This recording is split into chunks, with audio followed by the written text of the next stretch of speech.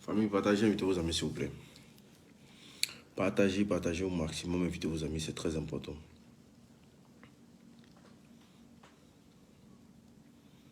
Partagez, invitez vos amis, c'est très important. S'il vous plaît, partagez au maximum, invitez vos amis. Partagez. Partagez, invitez vos amis, c'est très important. Partagez, mettez assez de cœur, s'il vous plaît. Mettez assez de cœur, s'il vous plaît. Mettez assez de cœur, s'il vous plaît. Voilà, je vois que vous mettez des cœurs parce que les gens signalent la page. Donc du coup, comment tu vas? Je vais très très bien. Je vais bien. Doré. Il dit ah. Qu'est-ce qu'il y a? Ah. Partagez, mettez assez de cœur, s'il vous plaît. Pompez les cœurs, partagez au maximum. Partagez au maximum, s'il vous plaît. Partagez. Partagez au maximum, s'il vous plaît. Partagez la vidéo. Mettez assez de cœur. Tous ceux qui vont partager, je vais faire les big up. Hein. Ne vous inquiétez pas. Marie Olembe Koudou. J'espère que tu as partagé la vidéo. Partagez au maximum. Mettez assez de cœur, s'il vous plaît. J'ai la page qui est un peu restreinte. Donc du coup, je pense que c'est depuis ma vidéo d'hier. On dit je fais le travail des opposants. Que pourquoi je ne viens pas soutenir le pouvoir en place par rapport au déguerpissement. Que ma manière de parler, c'est de faire le travail des opposants. La Côte d'Ivoire, on est perdu. Hein. Partagez, invitez vos amis s'il vous plaît. Donc aujourd'hui, là, quand tu parles pas en faveur du président ou bien du gouvernement, c'est que tu fais le travail de l'opposition. Quand tu parles en faveur du gouvernement, c'est que tu parles en faveur, c'est que tu fais pas le travail de l'opposition. Emmerdez les gens, mon frère. Partagez, invitez vos amis, s'il vous plaît. Partagez au maximum, mais invitez vos amis. Là, à 200 personnes, on commence. Partagez, invitez vos amis, s'il vous plaît. Partagez au maximum. Je sais pourquoi je vous dis ça, parce qu'ils ont restreint ma page hier, après ma vidéo, sur le déguerpissement. Ils ont restreint ma page. Mais c'est dans le travail. Hein. Ils ont le droit de faire ce qu'ils ont à faire. Nous, derrière, tout ce qu'on peut faire, c'est de partager, donner de la force. Parce que hier, pendant le direct, ils étaient en train de signaler le direct. Je sais que vous avez constaté ça avec moi. Donc, ils ont signalé mon direct. Après le direct, j'ai reçu une notification de Facebook comme quoi le direct a été restreint. Donc, du coup, ça agit sur la page. Donc, partagez. Bonsoir tout le monde. J'espère que vous allez bien. Moi, c'est l'unique. J'espère que vous allez très très bien. Je suis la voix du peuple et la voix des sans-voix. Je suis celui-là même qui a décidé de faire de son blog quelque chose d'honnête. Voilà. Moi, j'ai envie d'être honnête envers les gens. Et j'ai envie que tous les Ivoiriens se sentent bien dans leur propre pays. C'est tout ce que je demande. Mais avant de parler du déguerpissement et de ma vidéo qui a été signalée hier par certaines personnes, parce que pour eux, je parlais plus pour faire faveur à l'opposition, je vais parler de ce phénomène qui ne rend pas digne les Ivoiriens qui est en train de se passer dans ces 2 jours-là. Cette histoire de Tchèp et de Dabali Express. Est-ce que vous comprenez? Famille, je vous dis toujours, dans un pays qui se respecte, il y a des débats qu'on ne doit pas faire. Voici quelqu'un qui commande une nourriture. Il n'a pas été satisfait de la nourriture. Qu'est-ce qu'il a fait? Il partage sur les réseaux sociaux dans le seul but de salir la réputation d'une entreprise. Est-ce que quand tu n'es pas satisfait de quelque chose, c'est par les réseaux sociaux que tu fais un recours? Non, tu appelles l'entreprise t'aide à régler ton problème. Mais les gens sont de mauvaise foi, au fait. Voilà, parce que tu n'es pas d'accord avec une entreprise ou une société, mais toi, tu préfères faire couler l'entreprise sur les réseaux sociaux. Que non, c'est qu'on m'a servi, c'est pas Tchèp et tout et comme ça. Mon frère, il faut te marier.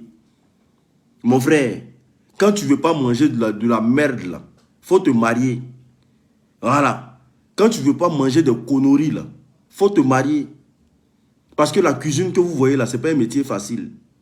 Ce n'est pas un métier facile. Moi, si tu avais appelé et qu'elle n'avait pas répondu favorablement à ton truc, parce que cette histoire de Dabali Express, ça s'entend de prendre de l'ampleur. Et moi, j'aime pas les débats inutiles. Quand tu n'es pas satisfait avec une entreprise, ça ne sert à rien d'aller faire recours à Internet. Est-ce que vous comprenez? Ça ne sert à rien d'aller faire recours à Internet dans le but de faire tomber une entreprise. Ce n'est pas une bonne démarche.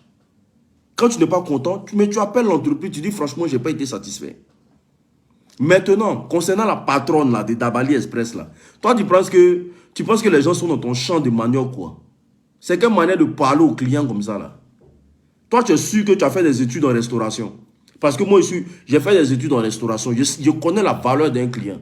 Et quel que soit le dérapage d'un client, tu dois avoir le sang-froid.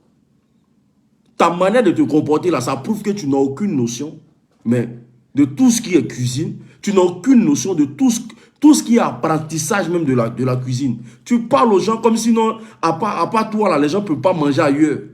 C'est comme ça qu'on cherche client. Une patronne de gens d'une entreprise là, c'est quelqu'un qui incarne le respect. C'est quelqu'un qui est à l'écoute. Surtout dans la restauration, un métier aussi difficile, tu viens parler comme si tu parlais à tes chiens au fait. Que non, si vous voulez, ne venez pas manger ici. Ceux qui aiment la nourriture. Tu penses qu'en parlant comme ça, c'est ce qui va pousser les gens à aller manger dans ta nourriture? Hein? Ne pensez pas que le fait que vous soyez en Côte d'Ivoire et que vous avez une petite entreprise qui tourne là, ça vous permet de dire tout et n'importe quoi. Hein? La restauration, c'est un travail très difficile. Hein? Être restaurateur là, c'est un travail très très difficile. Et que tu dois écouter les clients. Au lieu de venir te jouer, te comporter comme une crabe là. Oui, celui qui n'est pas content, il n'a qu'à aller ailleurs. J'en ai marre de ça. Les clients en ont de toutes sortes de couleurs. Donc tu vas te battre avec tout le monde. Si tes gens ont fait de la merde, c'est à toi de demander de l'excellence dans ton restaurant. C'est à toi de montrer que, chez Dabali Express là, c'était une erreur. Tu ne peux pas venir crier sur les gens comme ça. Comme si les gens ne payent pas ta nourriture, tu donnes gratuit aux gens. Ou même chez toi là, c'est Caritas. Ceux qui mangent cadeau là-bas, il faut les attendre pour crier sur eux. Ça, c'est quel comportement de chef de restaurant, ça? Toi-même, tu veux faire tomber ton entreprise. Toi, la femme qui a parlé là, tu veux faire tomber ton entreprise. C'est tout ce que j'ai retenu. Parce qu'une chef d'entreprise ne peut pas se permettre de mettre un direct, répondre à un client. Ça, c'est quoi ça? Toi, tu réponds à un client. Donc, si c'est 100 clients, tu as fait 100 directs, quoi. Non, c'est à toi de faire remonter l'information. Tu fais remonter l'information à tes employés et leur dis à partir d'aujourd'hui là, voilà comment, ou bien tu envoies des gens pour les apprendre à faire du tchèp. Parce qu'on sait en âme et conscience qu'en Côte d'Ivoire là-bas, là, vous faites ça sur le tas. Nous tous on connaît. On sait que vous vous débrouillez. Personne n'a appris des trucs culinaires et tout et comme ça. Vous prenez des gens, vous les jetez dans des restaurants là-bas, on connaît ça. Mais c'est de cette manière-là que tu vas venir répondre aux gens. Tu es sûr que tu n'es pas en train de créer des problèmes. Donc, famille, sortez dans ce genre de débat, s'il vous plaît. Donc ici, parlons de... Non, mais moi, j'ai vu le tchèp n'est pas bon. C'est pas bon. Si c'est vraiment, ça vient de chez eux, c'est pas bon. Ça, c'est des bêtises. Voilà, la présentation même déjà, c'est nul. On ne sait pas quelqu'un comme si c'était en prison. Regardez même comment c'était même dans le truc. On dirait quelqu'un qui était en prison. Quelqu'un qui est en prison, ça va le servir. C'est pas bon. Mais le fait qu'il est exposé aussi là, c'est pas bien. Donc la team, famille, partagez vite vos amis s'il vous plaît. Cette histoire de déguerpissement là, comme je vous ai dit hier, j'ai pris la parole. J'ai pris la parole et les gens m'ont dit non, les gens m'ont tagué de quelqu'un qui fait le combat de l'opposition. De quelqu'un qui est contre le gouvernement en place. Moi, ça m'a fait rire parce que depuis que je fais mes vidéos, je n'ai jamais mangé 5 francs de l'opposition. J'ai toujours dit que je me mets dans une posture de l'ivoirien. J'ai vu des gens en train de jacasser pour dire non, que l'État a le droit de casser, l'État doit casser et tout et qu'on sort. L'État a raison. Oui, l'État a raison. L'État a toujours raison. Voilà, parce que dans un pays où on ne peut pas se plaindre, l'État a raison. Est-ce que vous comprenez? Moi, là, vu votre mentalité, là, l'État doit tout casser. L'État ne doit rien laisser. Parce que le fait d'appeler l'État à l'humanisme, si le fait de dire ça, c'est soutenir l'opposition, franchement, barrez-moi de vos discours politiques, s'il vous plaît. Parce que moi, je me dis simplement que on vit dans un état démocratique et que nous, là, on a des mots à dire. On peut dire aussi à l'État, mais d'accompagner certaines personnes qui sont dans des conditions défavorisées. Est-ce que vous comprenez? Parce que ceux qu'on casse les maisons, là, ne pensez pas que c'est tous... Il y a des déplacés de guerre là. Il y a des gens qui ont subi la guerre de 2010, là. Et puis, ils se sont retrouvés dans ce genre de quartier, là. Il y a beaucoup de personnes. Il y a ta famille, il y a ma famille là-bas. C'est pas le fait de parler là, c'est pas cautionner, faire de la politique. Je ne suis pas dans la politique, moi. Je ne fais pas de la politique parce que la politique là, la politique n'est pas faite, en tout cas en Afrique là, la politique n'est pas faite pour tout le monde. La politique n'est pas faite pour tout le monde. Je me dis simplement que nous vivons dans des États aujourd'hui où des gens déboursent des milliards dans des activités. Pourquoi ne pas reloger sa propre population? Qu'est-ce qui les empêche de reloger sa population? C'est la question que je me pose. Voilà. Maintenant, si vous trouvez que l'État a prévenu, l'État a envoyé des subventions et que c'est rentré ici, c'est sorti ici, il faut qu'on casse les maisons des gens. Mais il faut qu'ils cassent. Ce n'est pas un problème. Moi, je vis en France. Moi, je vis en France. Normalement, là, je dois dire que je m'en tape. Et je m'en fous éperdument. Qu'on casse des maisons, que des familles pleurent là-bas, moi, je m'en tape. Mais quand on vient parler là, c'est pas parce qu'on n'aime pas l'État. Hein. Quand on vient parler là, c'est parce qu'on sait, un jour là, ça peut nous arriver. Un jour, ça peut arriver à nos parents. Parce que quand on a voyagé là, on n'est pas venu avec nos parents. Hein.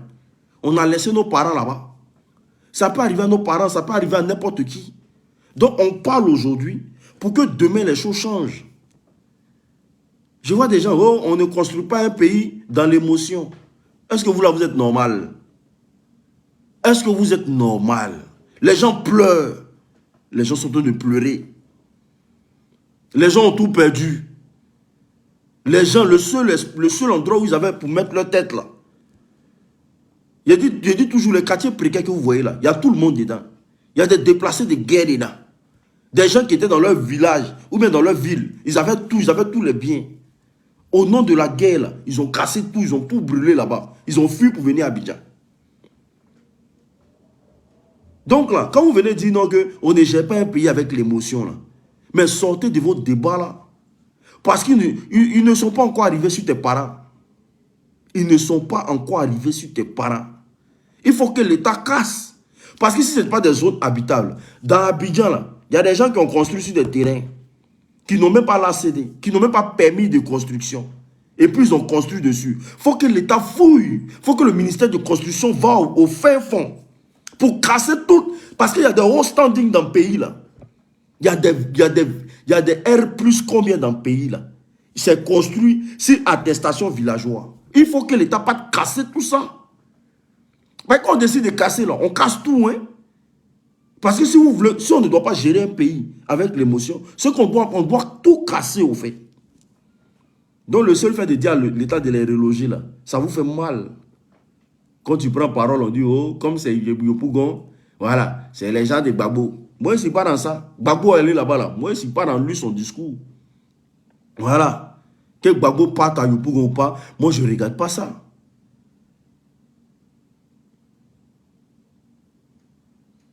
Lui, il a écrit quoi? Toi, tu es malade, je rencontre. Voilà les mentalités. Crabe. Toi, tu es malade, je rencontre. Donc, du coup, la team, ici, l'État a les moyens de construire des logements sociaux pour sa population. L'État a les moyens de reloger sa population. Il a dit, ce n'est pas pendant les élections seulement on a besoin de la population. Hein. Ce n'est pas pendant les élections seulement. Quand on parle de population, là. Maintenant, je vois des débats, des gens qui disent non que... Oui, ils ont prévenu. Les gens n'ont pas écouté. Ils ont prévenu. Les gens n'ont pas écouté. On les a subventionnés, on les a dédommagés. On les a dédommagés avec combien? On les a dédommagés avec combien? Ils ont donné au moins 5 millions à chacun, puis les gens ne sont pas venus chercher maison. Si on connaît les dédommagements à Abidjan, c'est trop, c'est 200 000. Si c'est trop, c'est 150 000. On connaît les dédommagements à Abidjan. L'État donne l'argent. Ceux qui perçoivent l'argent là, eux, ils s'asseyent sur l'argent là. On connaît les dédommagements à Abidjan. Si c'est trop là, c'est 150 000, c'est 200 000. À Abidjan là, tu vas gagner une maison à 200 000. À Abidjan là, tu vas gagner une maison à 200 000. Tu ne peux pas gagner une maison à 200 000. Tu ne peux pas gagner une maison à 200 000. Il faut qu'on soit sincère et à un moment donné de la vie là. Il faut qu'on arrive à dire à nos gouvernants que on vous a voté là, on vous a mis au pouvoir là. C'est pour vivre à l'aise. C'est parce que hier là, hier on ne vivait pas bien, qu'on vous a pris, on vous a mis là. Parce que je vois certaines personnes dire que autant de Gbagbo là, est-ce que Gbagbo même a fait ça? On n'est pas autant de Gbagbo. Ouais. Sortez dans vos débats stériles là. Vous avez dit que Gbagbo n'a pas bien fait son travail. C'est pour ça que vous êtes venus. Puis vous êtes là toujours en train de vous comparer à Gbagbo, je ne sais pas pourquoi. Autant de Gbagbo là, est-ce qu'il y avait ça? Autant de Gbagbo. On n'est pas dans le temps de Gbagbo ici. On dit à votre temps là. Qu'est-ce que vous faites pour que les gens oublient le temps de Gbagbo là? C'est tout. On n'est pas au temps de Gbagbo ici. Est-ce que vous comprenez? Donc du coup, ici, est-ce que le fait de casser là, c'est la solution? Oui, c'est la solution. Pour essayer de faire pour le développement. Mais quand tu veux casser là, il faut savoir que c'est des gens qui vivent là-bas. Et quand tu sais que c'est des gens qui vivent là-bas, mais même des conditions à leur disposition, l'État ne peut pas tout faire. Ce genre de débat là, c'est-à-dire que je vois des débats là-bas que non, on les a subventionnés. Et ça ne suffit pas. La subvention seule, ça ne suffit pas. Ce qui suffit aujourd'hui là pour nos États là, c'est de prendre soin de la population. C'est d'investir ces milliards là dans la population. C'est de construire des entreprises pour que cette population là puisse travailler pour se louer des maisons aussi à Angré, à la Riviera aussi. C'est de créer de l'emploi. Arrêtez de se la leurrer. C'est de créer de l'emploi. C'est de créer beaucoup de zones pour que des gens quittent les quartiers précaires pour aller habiter à Angré. Comme vous voulez que tout le monde parte habiter à Angré là. Mais pour habiter à Angré là, il faut avoir de l'argent pour aller habiter là-bas. Sinon que là, vous-même vos parents, mais que vous avez habité là-bas là. Les terrains ils sont dessus là. Est-ce que c'est des terrains c'est des terrains avec ACD? Hein? Est-ce que c'est des terrains avec ACD? Les gens vivent dans des difficultés, ils sont dans des zones précaires. Vous pensez que tout est rose, quoi. Parce que vous soutenez quelqu'un, on ne doit pas dire quelque chose à ce président. On est dans la démocratie, mes frères. Après, si vous nous dites que c'est un roi, on peut dire, ah, comme c'est le roi, on n'a rien à dire. Ici, on est dans la démocratie. Et puis, on n'est pas loin des élections. Il y a des erreurs qu'on ne fait pas. Quand tu sais qu'on a à quelques jours des élections, là, il y a des erreurs qu'on ne fait pas.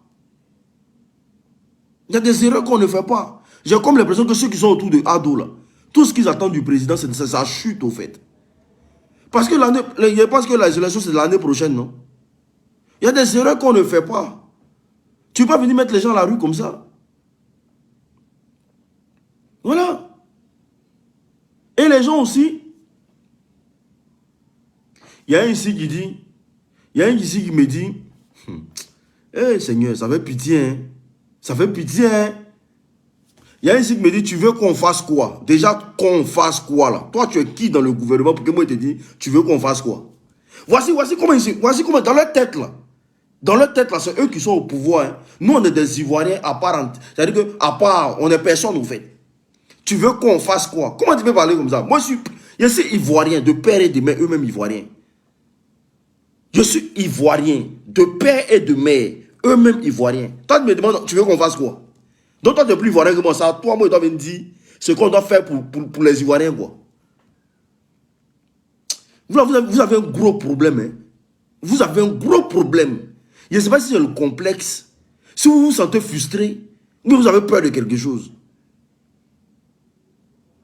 Tu veux qu'on fasse quoi? Donc, ce qui veut dire que c'est toi qui as décidé qu'on va te casser la maison des gens. Je dis ici très bien que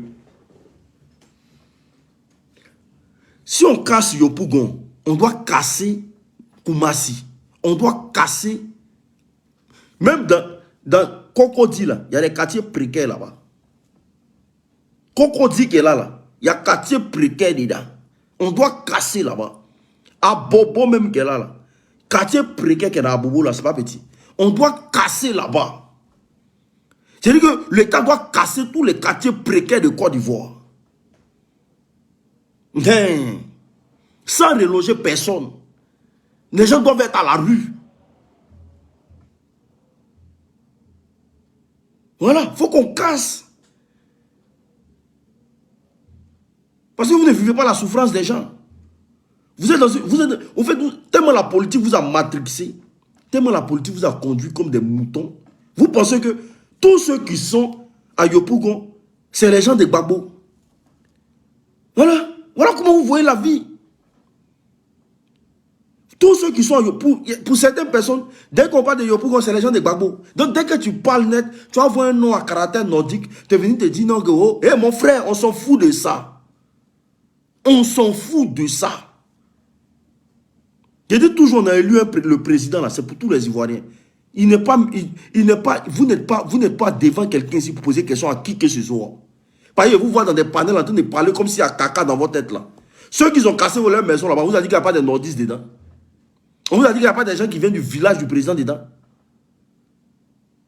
Quand on demande à l'État de Côte d'Ivoire de trouver des logements pour qu'ils partent là, vous pensez qu'il n'y a pas vos parents dedans là-bas? Vous voyez tout en politique. Tout est politique pour vous. Tellement l'Ivoirien est sur tellement vous êtes sur le qui-vive là. Tout est politique pour vous. Vous pensez qu'un État se construit comme ça? Un État ne se construit pas dans la violence au fait. Un État ne se construit pas avec des violents au fait. Voilà. Un État là, on trouve toujours des compromis. C'est pour ça que vous voyez Macron, matin, midi, soir, il est toujours collé à la population. Parce que les gens lui disent ce qu'ils veulent pour la France. Pourquoi on ne doit pas dire aux gens, mais qui détournent des milliards dans ce pays-là? Pourquoi on ne doit pas leur dire, milliards que vous prenez là, hein? Enlevez au moins 2 dedans, occupez-vous de votre population. Et on a des ministres qui sont riches en Côte d'Ivoire, qui ont des biens partout en Côte d'Ivoire. Est-ce qu'on vient à la politique pour devenir riche? Est-ce qu'on vient à la politique pour avoir des entreprises?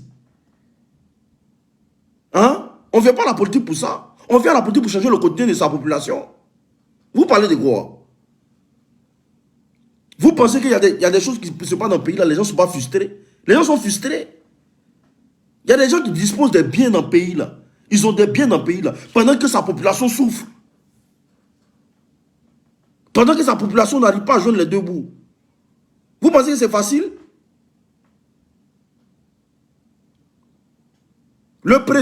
Apparemment, le président a donné 32 milliards dans le but qu'on puisse trouver des solutions pour la population de GESCO. Où sont rentrés les 32 milliards? Où sont rentrés les 32 milliards? Apparemment, le président a donné 32 milliards. Quand le ministre Patrick Hachi était là, apparemment, ils ont donné 32 milliards pour prendre soin de la population de GESCO. Vous pensez que les 32 milliards là sont arrivés au quartier là-bas? Vous pensez ça? Vous pensez que la population qui est dehors aujourd'hui là, ils ont perçu les 32 milliards? On peut se partager 32 milliards puis venir dire que le gouvernement n'a rien fait. On a un combat qui est là, et le combat c'est que quand le président investit l'argent sur la population, mais il faut que ça arrive à la population. Mais l'argent n'arrive pas, les gens vivent dans la précarité, et puis un bon matin on vient leur dire sortez de chez vous, et puis vous trouvez ça logique? On ne doit pas trouver de solution pour eux.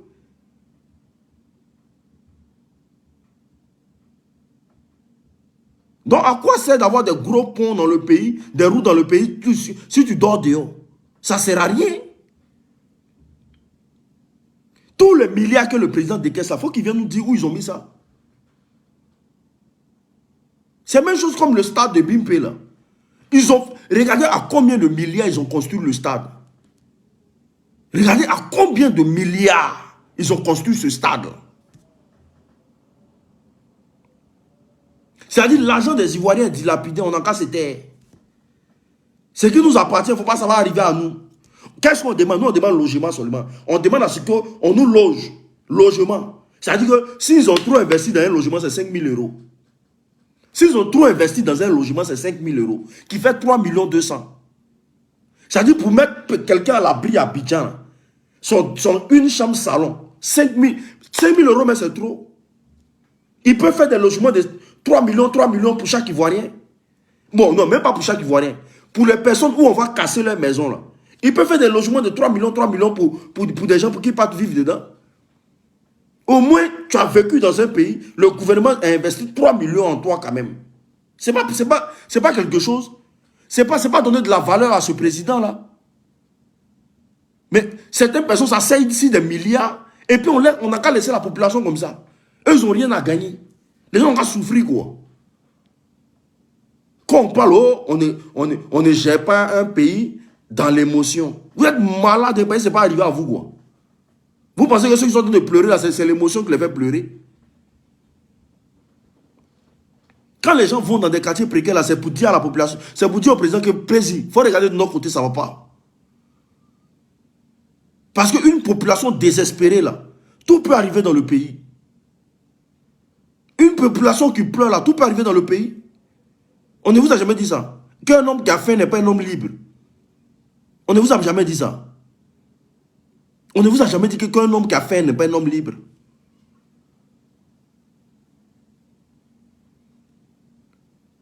Comme c'est l'année de la jeunesse, les 1 milliard par jour, là. Nous n'avons pas construire les logements sociaux. Nous n'avons pas besoin de ça. Les 1 milliard par jour, là, je suis sûr que le président donne ça. Mais il y a des gens qui sont assis dessus. Ils n'ont pas construire les logements sociaux. Construire les logements sociaux, mais construire même des foyers. Mais quand on parle de ça, oh, tu soutiens l'opposition. On a quoi à foutre de l'opposition, en fait? Qu'est-ce qu'on a à foutre de l'opposition? On veut notre pays, on veut que notre pays parte loin. On ne veut plus qu'un Ivoirien aujourd'hui dans son propre pays dorme dehors. On veut que notre pays soit exemplaire. On veut, parce qu'on ne peut pas faire des critiques de défiance avec certains pays. Et puis nous, on n'arrive même pas à aujourd'hui, là, quand tu fais des débats avec un Camerounais, là, on te dit, oh, ils sont en train de casser votre maison, ta population est dehors là-bas. Est-ce que ça, c'est bien ça? Quand on parle là, c'est pour tous les Ivoiriens. Qui vous a dit qu'on catégorise? Je suis en train de parler, c'est ce qu'il dit que je m'en fous de telle personne.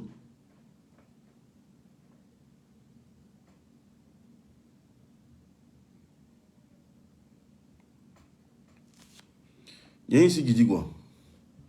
Il y a ici qui dit TLM a été dédommagé. Ils ont pris l'argent et resté sur les lieux. D'autres ont pris. Dédommagement là, c'est combien? Venez nous dire ici. Ils ont dédommagé à hauteur de combien? Parce que vous parlez de dédommagement comme si c'est des millions qu'ils ont partagé aux gens. Ils ont dédommagé à hauteur de combien? Pour qu'on puisse rentrer dans le débat de fond en fait. On dédommage à hauteur de combien? Les gens ont eu combien? Champion, moi si je suis dans une précarité et que tu veux me donner 200 000, je ne prends pas. Je préfère même vivre, même avoir un petit toit. Et au lieu de me donner 200 000, et puis moi je ne sais pas où il m'en va. Je préfère avoir un petit toit que de prendre 200 000 et puis je ne sais pas où il m'en va. Ils ont dédommagé à hauteur de combien? Et puis vous parlez de dédommagement, on ne peut pas chier là. Qui a été dédommagé? Sortez-nous les papiers.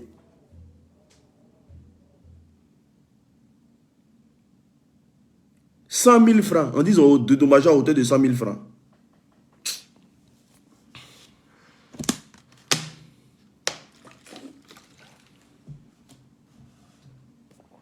Donc c'est 100 000 francs qui est l'argent.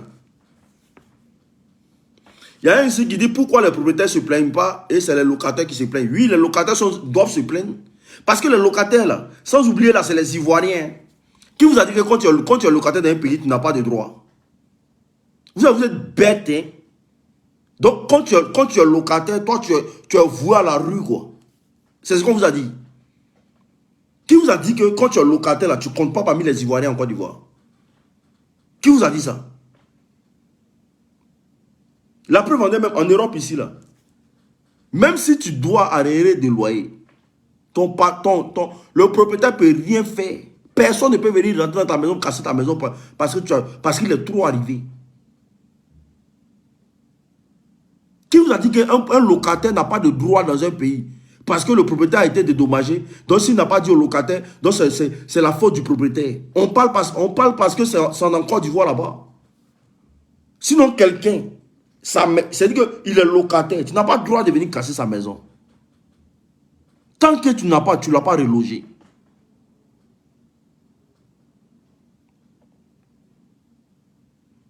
Pourquoi les propriétaires ne se plaignent pas?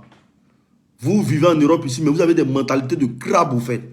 Tout ce que vous voulez là, vous voulez voir votre population. Oui, le pays est en train d'être construit. On a compris. Le pays est propre, on a compris. Il dit toujours, un développement là, ça se passe avec sa population. Une population qui est en marge du développement, c'est un problème. C'est un problème, la famille. Une population qui est en marge du développement, c'est un problème. Quand on décide de grandir quelque chose, on grandit avec les acteurs même de ceux qui ont créé le truc. Il dit toujours, la Côte d'Ivoire, là, hein, quand vous avez besoin des électeurs, là, c'est des gens qui sont dans des quartiers précaires là, qui sont en bas de campagne pour vous. Sinon, les gens de Cocody, ils ne sortent pas où? Vous avez déjà vu les gens de Cocody sortir pour aller dans la campagne? Eux ne sortent pas. C'est les gens des quartiers précaires qui vont battre campagne pour vous. C'est eux qui remplissent les salles pour vous. C'est eux qui vont dans tous les meetings pour vous. Les gens d'Angré, là, ils ne sortent pas. Ils vont aller faire quoi dans votre campagne? Mais dès que vous venez, c'est les maisons vous cassez. C'est comme la femme Djoula qui est dans son foyer. Après 17 ans, 18 ans, 20 ans de mariage avec son mari, le gros cadeau que son mari l'envoie à la maison, c'est une deuxième femme. C'est pas comme ça chez vous les Djoula. Chez vous les bons, chez vous les musulmans. Le papa fait des années avec la maman, il va galérer là jusqu'à le jour son doigt ou pète là. Au lieu de...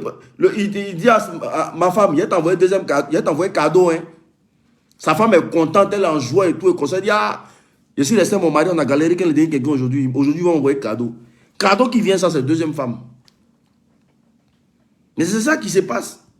Les gens galèrent vous, les gens votent pour vous. Parce que j'ai vu une vidéo même là, où des...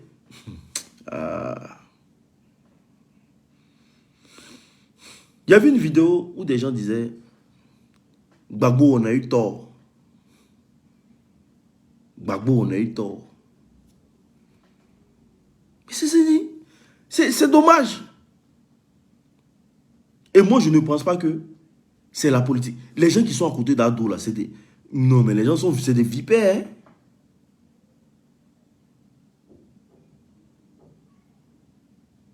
Quel agent, dites-moi, quel agent Adama Bitogo n'a pas pour prendre soin de la population de GESCO? Dites-moi un peu.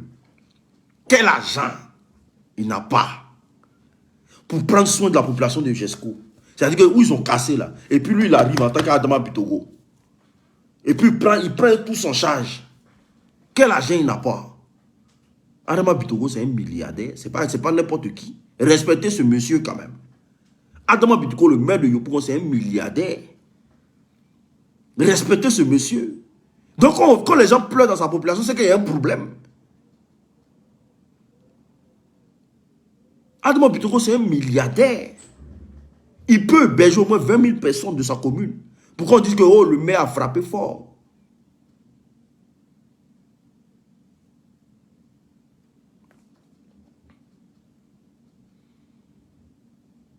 Il peut signer des décrets et le gouvernement pour dire hey, il y a besoin que tout cela soit relogé. C'est ma population. C'est comme ça. Il peut le faire. Pourquoi ils ne le font pas? Pourquoi ils ne le font pas? Il peut rentrer chez le président pour dire hey, il y a besoin que on construise, on reloge les gens. Il peut le faire. Pourquoi c'est devenu une affaire d'État aujourd'hui, cette affaire de truc. Quand tu parles, on dit, oh, tu parles en faveur de l'opposition. Non, je parle pour la population qui pleure. Je ne suis pas dans vos histoires d'émotion. Là. Voilà, moi, je ne suis pas émotif. Hein. Moi, je dis ce qui est ça. Quand on casse, c'est bien de casser. C'est bien de casser. Casser, oui, on a compris. Mais reloger les gens. Parce que là, quand les gens dorment à la rue, là, les jeunes filles, là, ne soient pas choquées qu'elles se prostituent sur Internet. Hein. Voilà. Parce que pour nourrir leur maman ou bien leur papa, là, elles seront obligées d'être dans l'allée. Hein. Ou bien vont chercher caution de maison. Une fille qui ne travaille pas, qui doit chercher caution de maison, elle est livrée à quoi? Bon, une fille, dites-moi, une fille qui ne travaille pas, ils ont cassé leur maison. Mais ils ont cassé sa maison à Gesco. Peut-être qu'elle était dans une pièce. Elle payait au moins 15 000 par mois. Ils ont cassé sa maison. Et puis on lui dit non, que là, tu ne peux plus habiter. Bon, si elle doit partir prendre une maison de 100 000 par mois, là, elle doit faire quoi? Elle doit dehors. Le temps presse. Elle doit dehors, elle doit se trouver un loyer le plus rapidement possible. Elle doit aller travailler pour avoir la caution, quoi.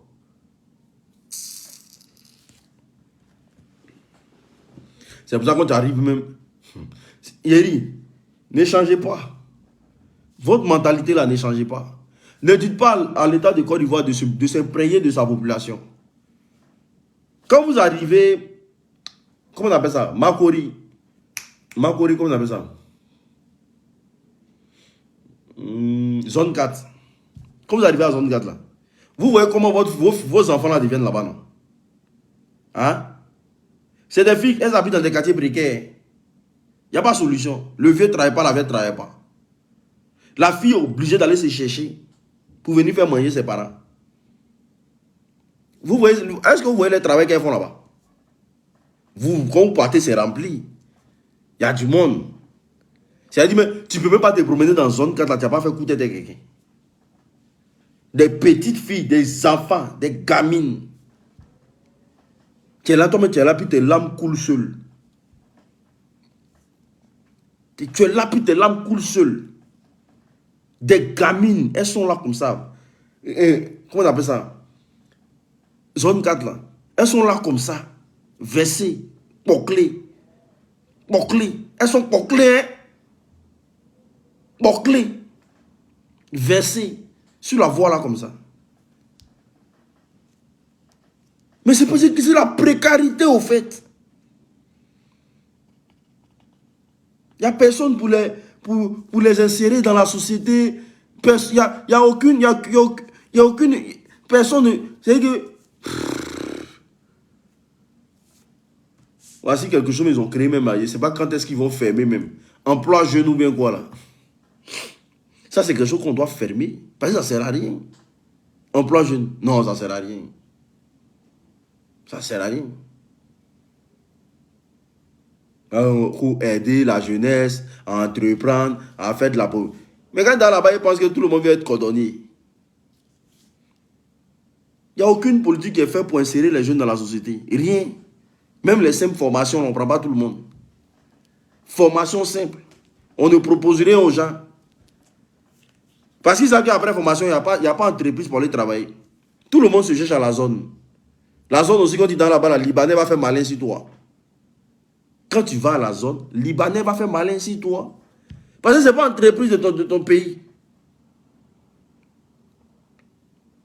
Quand tu t'en vas, même les petits restaurants, là, tout ça c'est Libanais.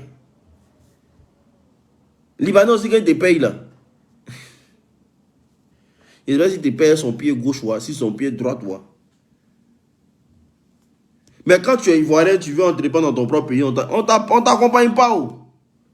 On dit, ah, ceux-là, les paresseux, c'est-les. Et c'est dommage. C'est dommage. Il n'y a pas d'accompagnement. Tu vas au service même d'accompagnement des projets et tout et comme ça là. On préfère prendre 19 millions donnés à Dougoutiri. C'est Dougoutiri qui a eu l'an des Ivoiriens dans le pays là. Dougoutiri. Lui, il a eu l'an des Ivoiriens dans le pays là. Mais tu vas faire dossier avec toutes tes facultés que tu as. Tu vas demander subvention, tu ne gagnes pas. On parle de ça, vous pensez que les gens vivent dans la précarité pour rien. Il y a des diplômés qui sont dans des quartiers précaires. Il n'y a pas de travail. Il y a des gens qui sont garnis de diplômes et vivent dans des quartiers précaires parce qu'il n'y a pas de travail. Il n'y a rien pour eux. Donc la team, c'est pour juste